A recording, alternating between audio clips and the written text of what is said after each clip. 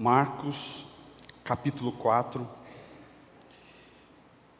O registro dela está ali a partir do versículo 3, dos versículos 3 até o 8. Quem estava aqui no início do culto, quando a Kátia fez a leitura inicial, a partir do versículo 3. Já que a Kátia leu essa parte, eu quero ler a explicação da parábola, que está a partir do versículo 14.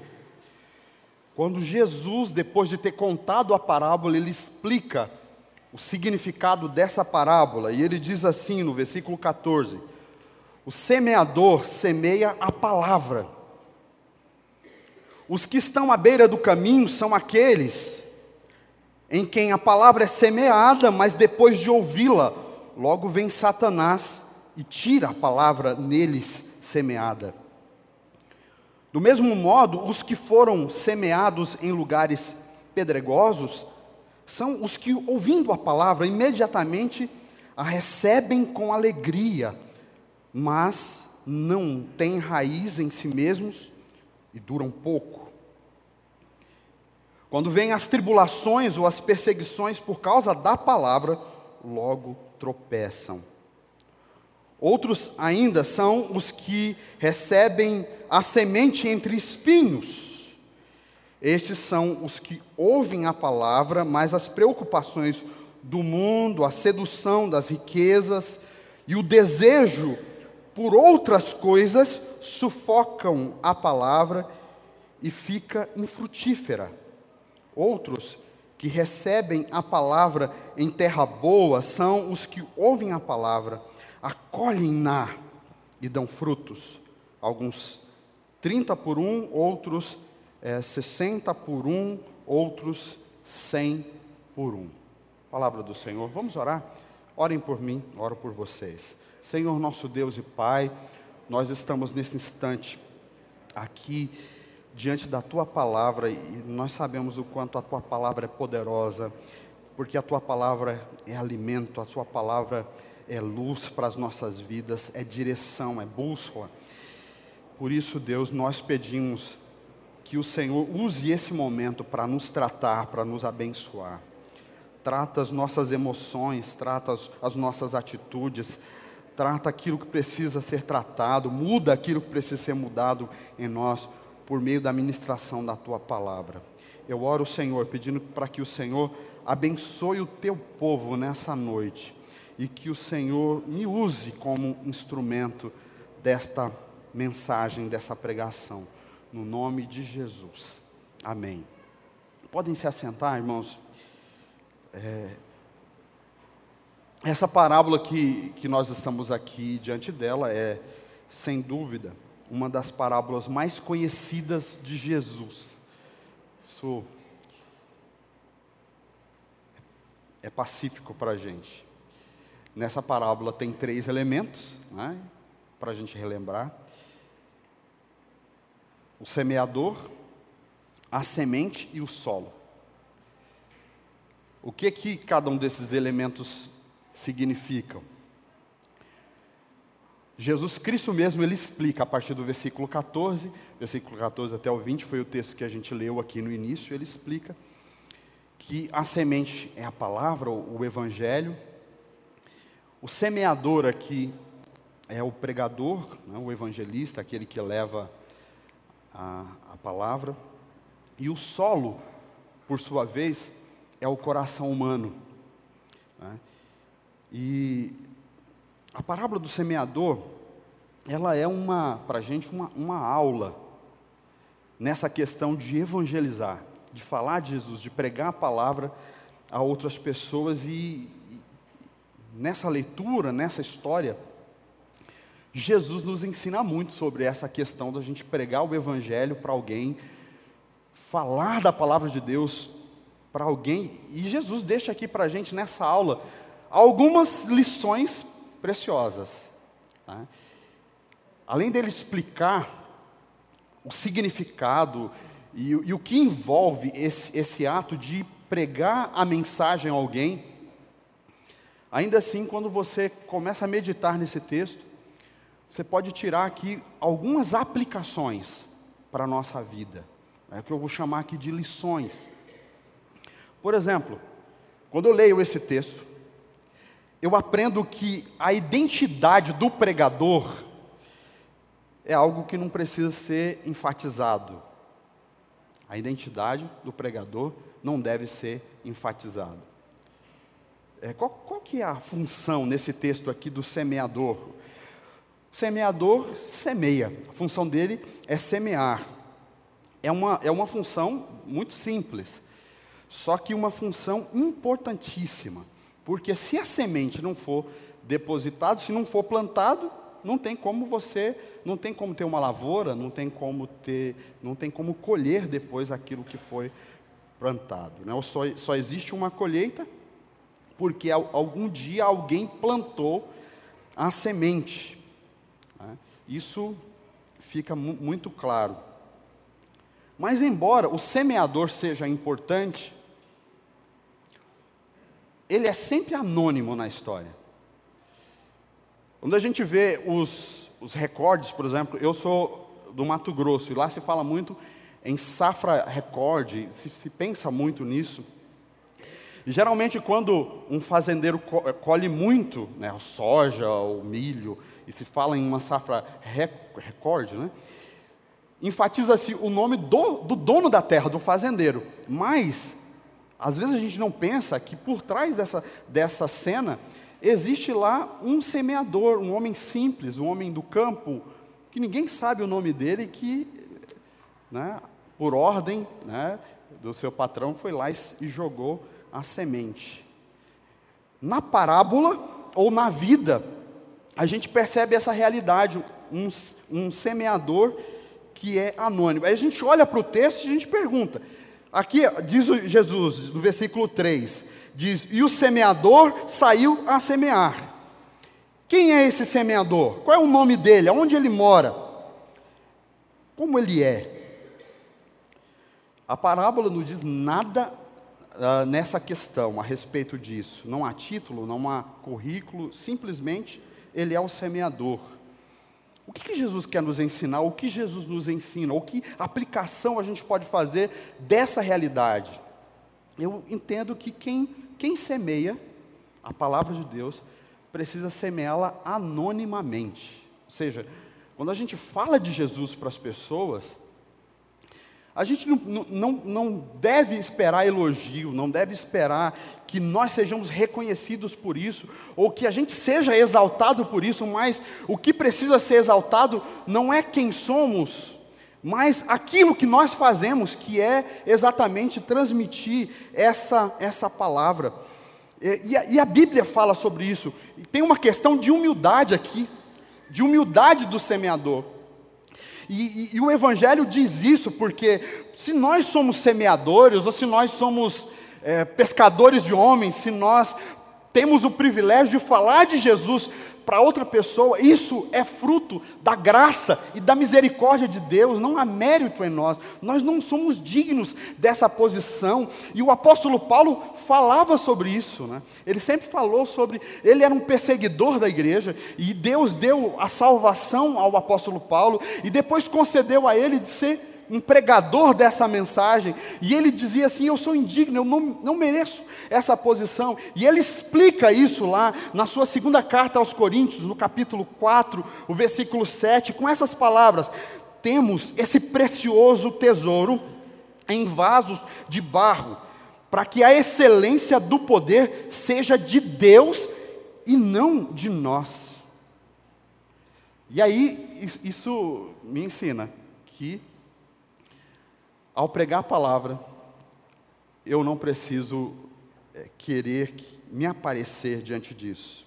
É curioso dizer isso, porque nós vivemos em uma época em que a figura do pregador humano é bastante destacado, né? De forma exagerada. A gente tem visto celebridades evangélicas, pregadores famosos que se colocam numa posição de mais importantes do que a própria mensagem que eles levam. O que está em voga no nosso tempo é títulos, pessoas que querem títulos, e são vários as pessoas que têm posição de título. E sempre tem uma atualização nova, né? A gente viu já gente que se coloca como bispo, né? E bispo é um termo bíblico, não teria problema nenhum. Mas outros se colocam na posição de apóstolo, né? E aí, até aí, embora não seja bíblico na sua ideia, né? Mas ainda tem esse título na Bíblia. Mas tem alguns agora que estão se colocando. Tem um pastor que se colocou, ele recebeu um entendimento de que ele é um querubim. E ele pediu que a igreja reconhecesse esse chamado na vida dele, e ele foi consagrado, não a pastor, não a bispo, não a diácono e diaconisa, mas a querubim. Eu vi um pastor lá nos Estados Unidos, e tem um vídeo no YouTube, que ele recebeu um chamado diferente. Ele é rei da igreja. Isso, rei. Ele descobriu um dia que ele é rei. Aí ele chamou lá um sacerdote judaico lá, que foi, um rabino, ungiu ele a rei. Imagina que pedância desse camarada. Ele é rei da igreja do Senhor. Tem um pastor aqui em São Paulo, famoso, vou citar o nome, mas ele diz que ele é o patriarca, ele é o pai da igreja. Pai, foi consagrado a pai. E a gente tem visto celebridades da música, por exemplo, que se colocam numa posição assim de o cara é artista famoso. Tem um cantor evangélico, também não vou citar o nome, que eu gosto muito da música, gostava muito, admiro o artista que ele é. E eu lembro uma vez que ele estava aqui na Expo Cristã. No começo da carreira dele, eu conhecia ele, e eu conhecia as músicas dele, e eu consegui chegar perto dele com muita facilidade, bati um papo com ele, né? E aí fui acompanhando, uns 3 anos depois eu fui de novo na conta e ele estava lá. Meus irmãos, que dificuldade agora você tinha que esperar uma fila de quase 200 pessoas, mais de 100 pessoas, para você conseguir tirar uma foto com um homem. Não era mais acessível. E assim se tornam celebridades do nosso tempo, irmãos. E isso nos faz refletir, nos faz pensar, né, sobre essa questão. Pregadores que estão se tornando ou se colocando numa posição de mais importante do que a palavra que eles pregam. Isso é antibíblico, isso está errado. Nós devemos pregar o evangelho a todo tempo, porém, sem destacar nossa própria identidade, sem esperar reconhecimento dos homens, sem buscar holofotes. Quem deve estar nesse holofote é a palavra de Deus, e o Deus dessa palavra. A Ele toda honra, toda glória, só Ele é digno de todo louvor. E a Ele seja honrado e não nós, né? Como diz o profeta, né? Como diz o João Batista, que Ele cresça e que eu diminua, que o nome dEle seja glorificado, que a nossa glória seja essa, fazer com que nós conheçamos a Ele, que as pessoas conheçam a Ele. Se há uma glória em nós, é fazer com que as pessoas enxerguem a palavra e o evangelho em nós. Então, essa parábola me ensina essa questão. Outra lição que eu aprendo com essa parábola é que a palavra de Deus, ou a importância da palavra de Deus, não pode ser desprezada. Se nós não devemos nos aparecer como semeadores, a gente não pode nunca ignorar o quanto é poderosa e o quanto é importante essa palavra ou essa mensagem que nós levamos. O que representa a semente nessa parábola? Jesus explicou lá no versículo 14, deixa entender que essa semente aqui é a palavra. E por que a palavra de Deus é comparada a uma semente? Hebreus 4,12 diz que é comparada a uma semente porque ela é viva, ela é eficaz, há vida nessa palavra. Ela é como uma semente poderosa para se tornar uma árvore. Ao contrário da palavra dos homens, que não tem poder nenhum para salvar, que não tem poder para revogar o edito de morte eterna que está sobre nós. Ao contrário disso, a palavra de Deus, ela é poderosa, ela tem vida e gera vida em nossos corações. E se há vida em nós, foi porque um dia essa palavra foi semeada no nosso coração, lá em 1 de Pedro, capítulo 1, versículo 23. Pedro escreve dizendo: fostes regenerados não por uma palavra perecível, não, vocês foram regenerados por uma palavra imperecível, que é a palavra de Deus, que vive e permanece para sempre. Esse texto de Pedro diz que a semente, além de ser vida, além de ser viva, ela é indestrutível, ela é eterna. Não há homem que possa invalidar a palavra de Deus. As coisas passam, a igreja passa, os membros da igreja passam. Quantos membros já passaram por esse banco aqui? Muitos que já morreram, que estão aguardando o dia do Senhor voltar. E a palavra de Deus permanece sendo pregada, sendo ensinada. Quantos pregadores já passaram? Mas a palavra de Deus permanece eternamente. O profeta Isaías diz assim que seca-se a erva, caem-se as folhas, mas a palavra do Senhor permanece para sempre. Essa palavra é eterna, é verdadeira, é real. Eu gosto da história de um filósofo chamado Voltaire. Voltaire é um exemplo clássico de homem arrogante com relação a uma palavra. Voltaire, que foi o mais famoso filósofo francês do século XIX, ele afirmava isso, que o cristianismo ia acabar, que o cristianismo era uma religião falida. E ele fez uma profecia. A profecia dele dizia que em 50 anos, a Bíblia deixaria de ter o seu valor e acabaria, porque o ser humano ia abrir os olhos e acabaria. Ele disse isso. Disse essa palavra, uma profecia estranha, satânica, louca. Ele disse isso. Depois dele ter dito essa profecia, pouco tempo depois ele faleceu. Ironicamente, a casa dele foi vendida, 25 anos depois dele ter morrido, aquela casa foi comprada pela Casa Publicadora, e se tornou, e ainda é, até hoje, uma das maiores produtoras de Bíblia do mundo. Não é uma loucura? A palavra de Deus, ela é eterna, ela é poderosa. O Senhor disse isso, que essa palavra estaria protegida. O apóstolo Paulo diz ainda para a gente, lá em Romanos 1,16, que a palavra de Deus, ele disse assim: eu não me envergonho do Evangelho. A ideia aqui é eu tenho orgulho, é uma maior satisfação falar dessa palavra, porque ela é o poder de Deus. Ela não é poderosa tão somente, nela está o poder de Deus, que transforma a vida das pessoas, que muda as pessoas. E ele diz isso, porque eu não me envergonho do Evangelho, porque é o poder de Deus para a salvação de todo aquele que crê, primeiro do judeu e também do grego. Você acredita nisso mesmo?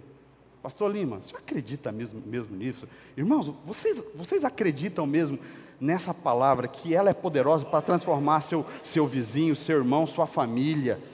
Que o fato de você estar ouvindo aqui a palavra de Deus, que isso traz mudança, transformação na sua vida, você acredita mesmo nisso?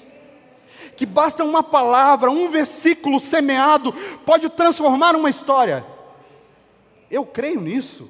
E como pregador da palavra, eu vi muitas pessoas sendo transformadas quando a gente semeava, quando a gente pregava, e às vezes parecia que não tinha resultado nenhum, que a pessoa não mudaria, e de repente, essa pessoa ser transformada. Uma das histórias mais interessantes que eu já presenciei na minha vida foi uma história que eu vivi lá, quando eu morei numa cidade lá no nortão do Mato Grosso, chamado Sinop.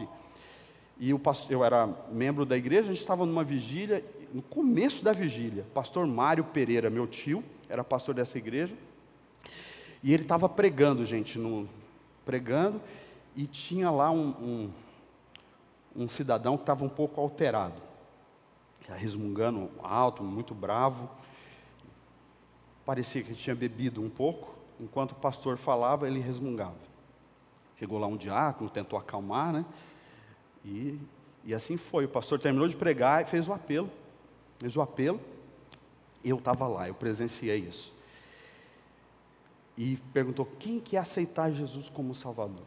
Esse homem levantou assim, de uma forma abrupta, ao ponto de assustar as pessoas. Caminhou em passos largos e muito firmes até a presença do pastor.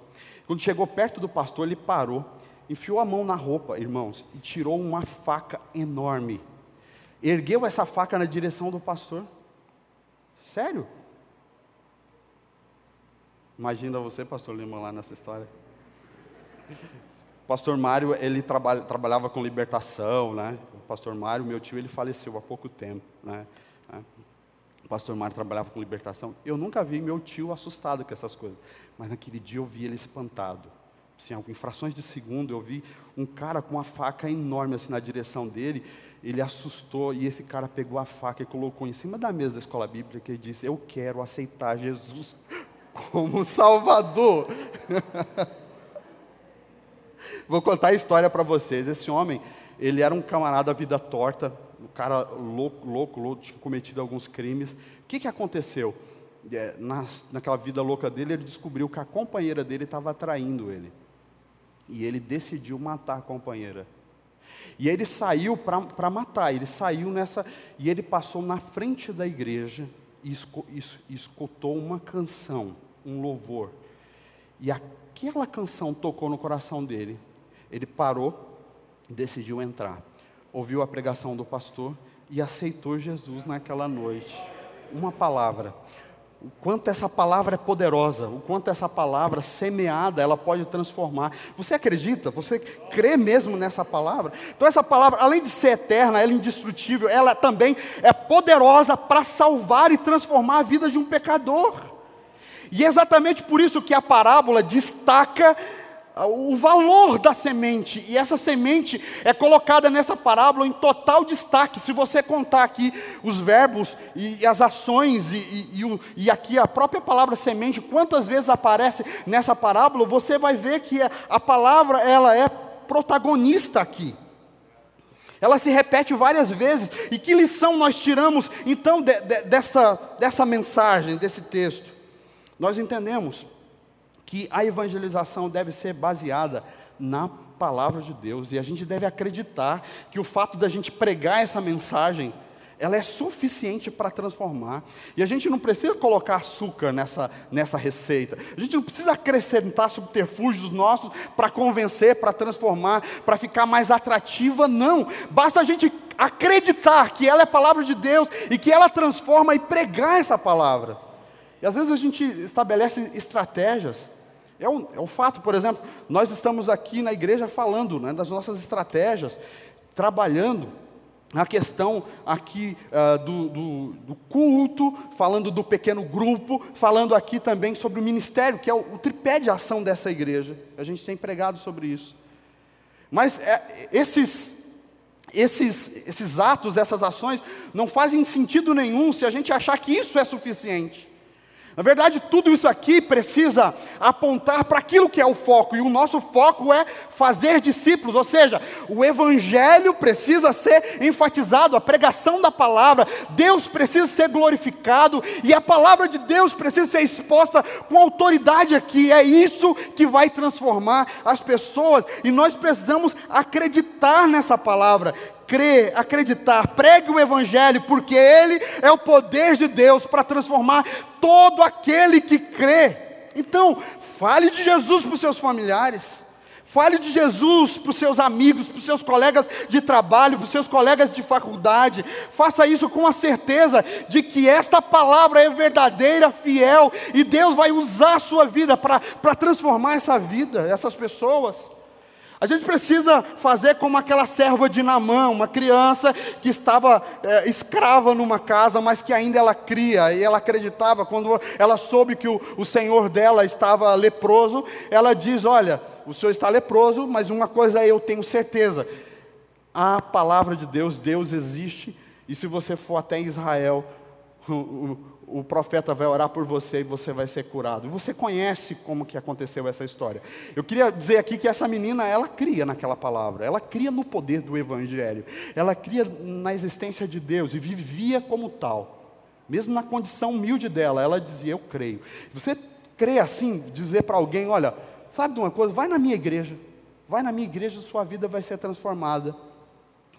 Deixa eu pregar o Evangelho, deixa eu ler a Bíblia para você. Vamos estudar a Bíblia junto, e isso vai transformar a sua vida. Você acredita nisso? Pois nós precisamos acreditar, porque essa é a semente que nós carregamos, e isso é maravilhoso, importantíssimo. Lance a semente e acredite que há poder na palavra de Deus.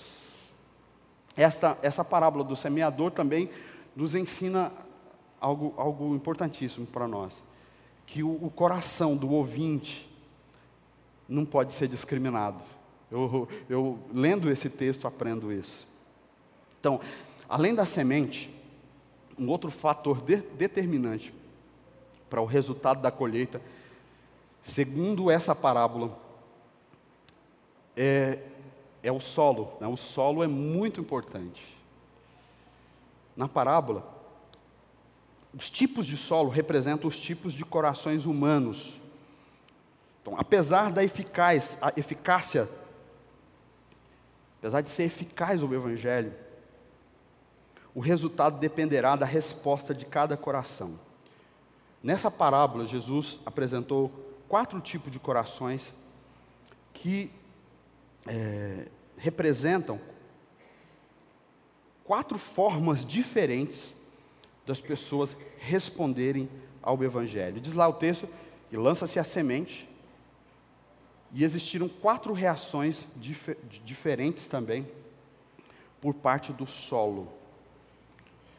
Isso nos ensina também, porque logo a gente observa que o Evangelho foi pregado,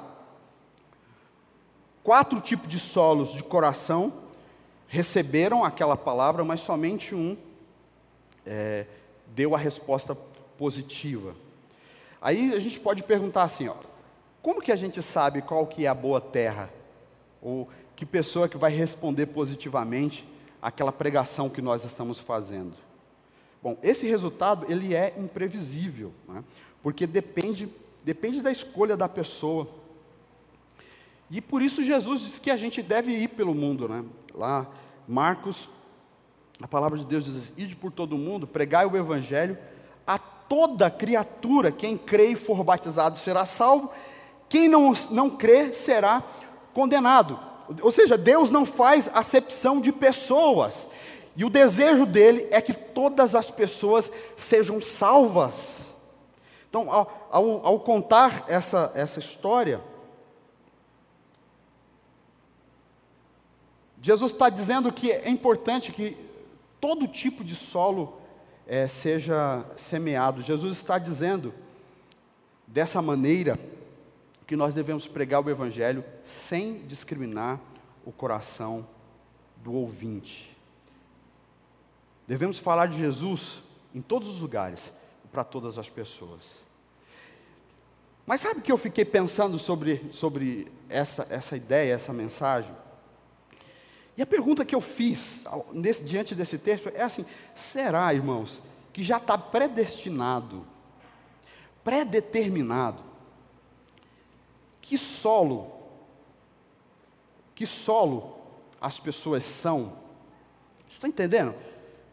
Será que assim, desde a eternidade, você nasceu para ser solo pedregoso e nunca vai ser solo bom? Será que é isso que o texto está dizendo? Será que o texto está dizendo assim que tem pessoas que nasceram para ser aquele que é lançado da beira do caminho, que Satanás toma facilmente? Será que isso já está determinado? O que isso quer dizer para mim e para você? Você já parou para pensar sobre isso?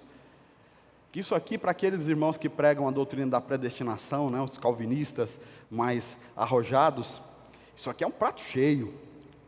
Dizer, olha, isso aqui é claro que já existe tipos de solo, né, que Deus já determinou, e Deus... É isso que o texto está dizendo. Pois eu entendo que não é bem isso que o texto está nos ensinando.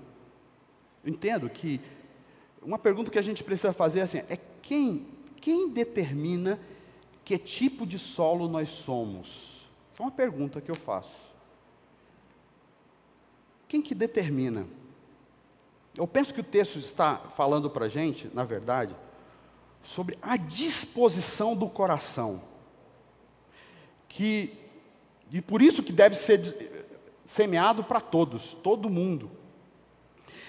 Como nós estamos nessa noite aqui, cantando, adorando, e a palavra está sendo semeada. E eu pergunto, que tipo de solo é você? E quem que determina isso? Quem que resolve que tipo de solo é você? Que tipo de solo é você? Eu queria que você pensasse sobre isso. Bom, o tipo de solo que é você depende da disposição do seu coração em ouvir e acolher essa palavra. Vocês estão me entendendo? E qual que é a sua disposição hoje? Para ouvir, para acolher, para crer nessa palavra e guardar essa palavra no seu coração. Olha, eu falo isso porque esse texto diz assim, fala de circunstâncias da vida e ações externas que nos influenciam. É beira do caminho, é terreno pedregoso, circunstância. E a explicação fala-se de circunstâncias da vida ou de ação demoníaca para nos tirar essa condição. Olha, sinceramente, todos nós estamos sujeitos a essas condições e a essas influências, todos nós. E isso depende do que nós queremos ou qual a disposição que a gente tem para ouvir a palavra de Deus. Ou seja, você pode ser sim um terreno pedregoso hoje aqui. Você pode estar hoje na posição de alguém que é beira do caminho. Queria que você olhasse no texto aí, mais uma vez, o versículo 14. Eu queria que você se enxergasse nesse texto. Porque geralmente a gente pensa que a mensagem semeada é somente para as pessoas do mundo. Mas na verdade a palavra é semeada a todos nós. E todos os dias essa palavra é semeada em nós. E em cada culto essa palavra é semeada em nós. E a cada momento em que essa palavra é semeada em nós, nós reagimos de alguma forma. E o texto fala de 4 formas que a gente pode reagir a cada culto, a cada mensagem, à palavra de Deus. E eu quero que você reflita sobre isso. No versículo 15 diz que os que estão à beira do caminho são aqueles em que a palavra é semeada, ouve, mas não guarda. Ou seja, a palavra que está à beira do caminho, ou seja, é aquela pessoa que não prioriza a palavra fica à margem, fica do lado. Não é a coisa mais importante para essa pessoa, ela prioriza outras coisas, fica ali à beira do caminho. E aí, a ação de Satanás nessa vida facilmente rouba essa palavra, rouba essa bênção. Estão compreendendo? Porque às vezes a gente recebe uma palavra de Deus para a gente, e a gente fica com as preocupações, pensando, e a gente não acolhe aquela palavra no nosso coração, deixa ela um pouco de lado ali. E aí, facilmente, essa palavra é roubada da gente. Isso se aplica tanto à evangelização, como na vida cristã, sobre o qual é semeada a palavra. Disposição. Aí o texto continua e fala sobre um lugar pedregoso, que existe corações que são um lugar pedregoso, e a explicação que ele diz aqui é que, porque é pedregoso, não há muita raiz, né? Quais as circunstâncias da vida da gente que deixa a gente com o coração endurecido? Dificuldades, problemas, pessoas que nos magoam, nos machucam. O coração da gente vira uma pedra. E a Bíblia diz que a gente precisa perdoar, que a gente precisa tratar esse terreno. Se a gente não cuidar, o terreno vai ficar pedregoso mesmo. E aqui fala também da gente não fincar raízes. Sabe, a gente ouve a palavra, mas a gente não leva a sério essa palavra. Tiago fala sobre isso, que a gente não pode ser ouvinte apenas, mas nós precisamos ser praticantes dessa mensagem, dessa palavra. Ouvir o que é ensinado na igreja, o que é pregado, o que é cantado na igreja, o que é ministrado à sua vida, e acolher essa palavra e fincar raízes nisso. Crer nessa palavra totalmente e lançar nossas raízes profundamente. Tem gente que não tem raiz, tem gente que não tem compromisso, tem gente que não se envolve. Aí, meu irmão, vem qualquer coisinha, qualquer dificuldade, porque fala aqui que vem a tribulação, vem a perseguição, muitas vezes por causa da palavra, e as pessoas tropeçam. Você não se enxerga aqui também? Não está falando de disposição do coração para receber ou não a palavra? E o texto segue, ó, e diz que aqueles que estão plantados na beira, entre espinhos, né, o versículo 18. E fala sobre aquelas pessoas que estão sufocadas pelas preocupações do mundo. Sabe, quando as pessoas ficam pensando na riqueza, ficam pensando no namoro, ficam pensando em outras coisas, e Deus não é a coisa mais importante na sua vida, isso é estar entre espinhos. Eu pergunto para você, quem que colocou aqueles espinhos lá? Aqui diz que é preocupações. Quem se preocupa não somos nós? Então, quem coloca os espinhos para que a palavra não cresça em nós, somos nós mesmos. Então, esse texto está falando para a gente sobre a nossa disposição. Nós é que determinamos que tipo de terreno nós somos. Nós somos cada um desse tipo de solo em algum momento na nossa vida. Isso é verdade. Às vezes a gente está um terreno pedregoso, outras vezes a gente está entre espinhos, outra vez a gente está à beira do caminho. E cabe a nós mudar essa disposição. E Deus, Ele é poderoso para transformar o nosso coração. Se a gente pedir para o Espírito Santo mudar aquilo que está em nós, ou aquilo em nós que está atrapalhando o agir de Deus, Ele faz. A Bíblia diz que o Espírito Santo tira o coração de pedra e coloca um coração de carne, um coração sensível à palavra de Deus. E aí se a gente estiver disposto, Ele pode fazer essa obra em nós. Meu tempo está acabando e eu quero orar com você.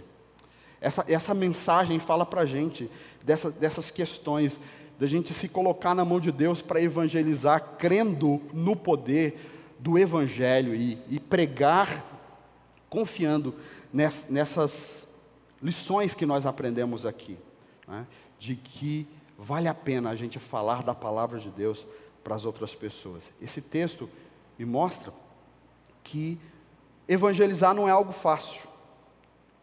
Nem sempre os resultados são aqueles que nós esperamos, né? Vai depender do solo. Esse texto nos ensina também que evangelizar não é algo fácil, porque surgem impedimentos enormes, ou acolher a palavra na nossa vida, há muitas circunstâncias, situações, forças, uma batalha espiritual que tenta roubar essa palavra de nós, que tenta roubar a palavra no coração daquela pessoa que é semeada. Mas, apesar de nós termos esses impedimentos e essas forças que lutam contra nós, ainda assim, nós podemos crer que temos sobre nós, ou conosco, o Espírito Santo que está do nosso lado, que nos unge, que nos capacita. E nós semeamos numa parceria com Ele, Ele nos convida com essa parceria. Nós pregamos e Ele convence, nós falamos e Ele faz essa semente ter vida e germinar.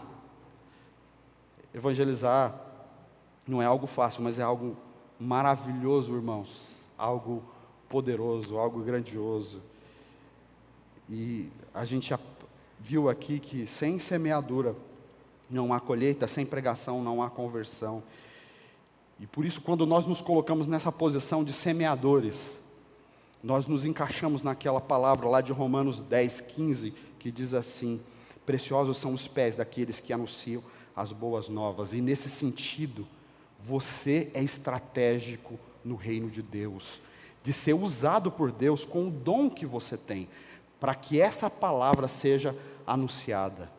Lembrando disso, que a sua identidade não precisa ressaltar, que você diminua e que ele cresça. Saber que o que precisa estar em evidência é a mensagem que você prega. E você pregar sabendo que você não pode discriminar ninguém, você não pode escolher a quem pregar.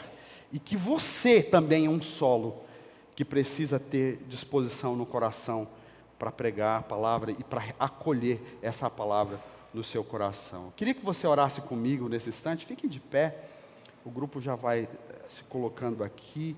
Eu queria orar com você nesse instante, que você refletisse sobre o que foi colocado aqui nessa pregação. Que tipo de solo é você?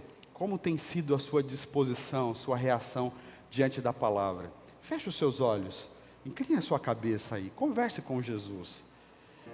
Peça perdão a Jesus se você tem reagido com desprezo à palavra, se você tem sido um terreno pedregoso, se você tem sido aquele que recebe a palavra e que a palavra fica à margem, você não tem priorizado a obediência, a vida na palavra, ou se você é aquele que está com tantos problemas, tantas dificuldades, que esses espinhos têm sufocado a palavra de Deus na sua vida.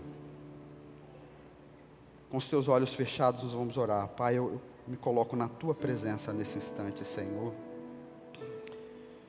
Eu te agradeço, Senhor, por esta parábola que o Senhor nos contou. Quantas lições preciosas nós temos aqui, Senhor. Que nós possamos ter, meu Deus, essa humildade que a parábola ensina.